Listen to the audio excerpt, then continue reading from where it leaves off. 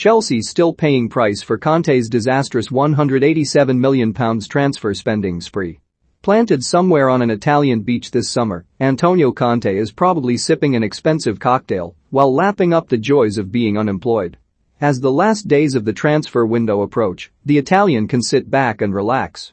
But Chelsea director Marina Granovskaya can't. Roman Abramovich's trusted advisor is busy cleaning up the mess Conte left behind from 4 years ago. The Italian's success in his debut season earned him the right to spend big in the summer of 2017. After all, he had guided a seemingly average Chelsea side that finished 10th the previous season to Premier League glory in his debut campaign, following in Carlo Ancelotti's footsteps. But in his attempts to build on the squad, Conte was hamstrung. He had viewed Napoli's Kalidou Koulibaly as his defensive linchpin, but got David Luiz instead. He wanted Radja Nainggolan, but the Blues would not pay the £40 million asking price. Romelu Lukaku was his top target, but he went to Manchester United for £75 million. As a result, Conte was able to sign targets further down his shortlist who were cheaper, but certainly not better, spending a total of £187 million. That led to disagreements with the hierarchy over transfer policy, and the 52-year-old eventually left his role at the end of the 2017-18 season, with Chelsea finishing a disappointing 5th in the table. 4 years later, the West London side are still paying the price for some of the transfer mistakes they made that summer.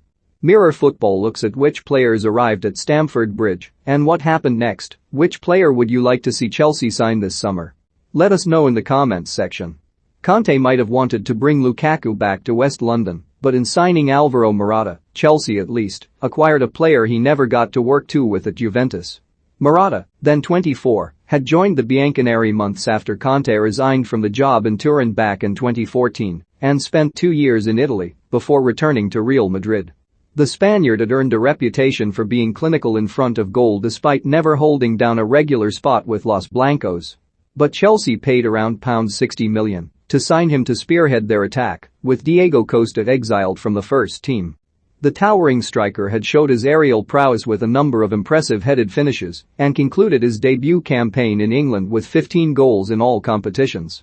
But when Conte signed Olivier Giroud in January 2018, Morata struggled to keep his consistency and began to miss gilt-edged chances, resulting in him dropping to the bench.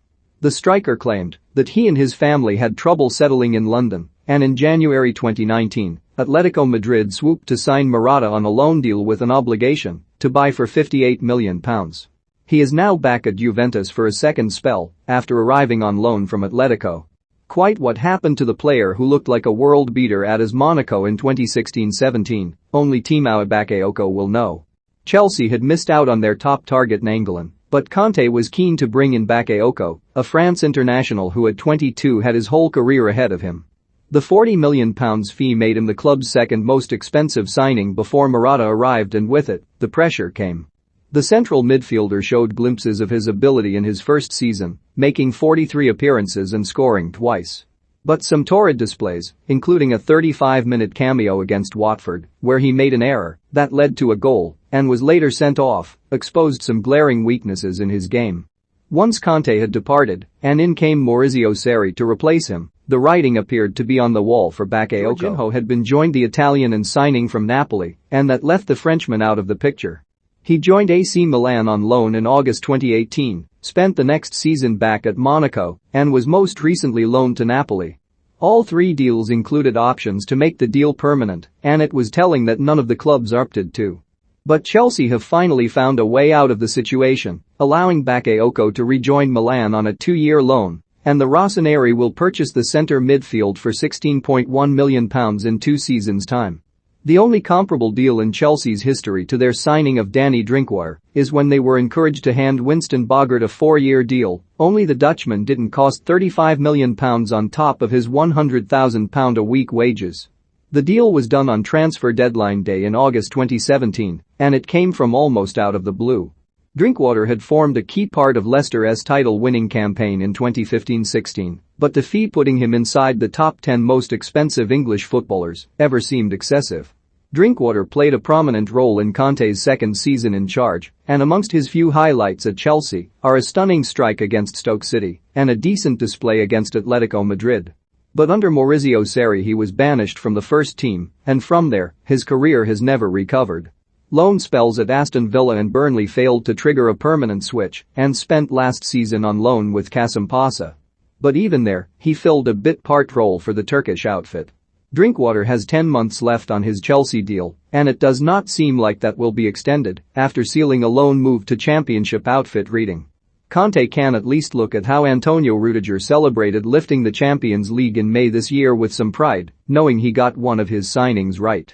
In truth, the German appeared to be heading down the same path as his fellow 2017 alumni at one stage. Rudiger had quickly settled in West London to become a key member of the Chelsea side under Conte, Sarri and Frank Lampard, making over 150 appearances for the team since his move from AS Roma. But during the 2020-21 campaign, the central defender lost form and was frozen out under Lampard, leading Rudiger to request a loan move in January. His manager was sacked, however, and Thomas Tuchel convinced him to stay. How he must be glad he changed his mind, with Rudiger now in the form of his life, and he will be keen to add some more shiny trophies to the Champions League winners' medal he has waiting at home. Call it a lack of luck or an absence of talent, but Davide Zappacosta never quite got the chance to prove himself at Chelsea. It could be argued that the 25-year-old was another panic signing, as the Blues made a late move to sign the Italy international from Torino on deadline day 4 years ago. The truth is Conte knew of his talents from his time as the Azzurri's head coach. But sometimes, the language barrier and other mitigating factors can result in making a player's transition from one nation to another more difficult. Zappacosta was used predominantly in cup competitions in Europe as a backup to Cesar Azpilicueta and scored a memorable goal against FK Karabag in the Champions League. A loan switch to Roma in 2019-20 was cut short after just 4 games when he picked up an ACL injury and he returned to Chelsea for treatment. But after his recovery, Zappacosta rediscovered his passion for the game at Genoa. This summer, Chelsea finally offloaded the fullback permanently in an £8.5 million deal to Atalanta, and it seems that by heading to the Serie A, he is back where he belongs.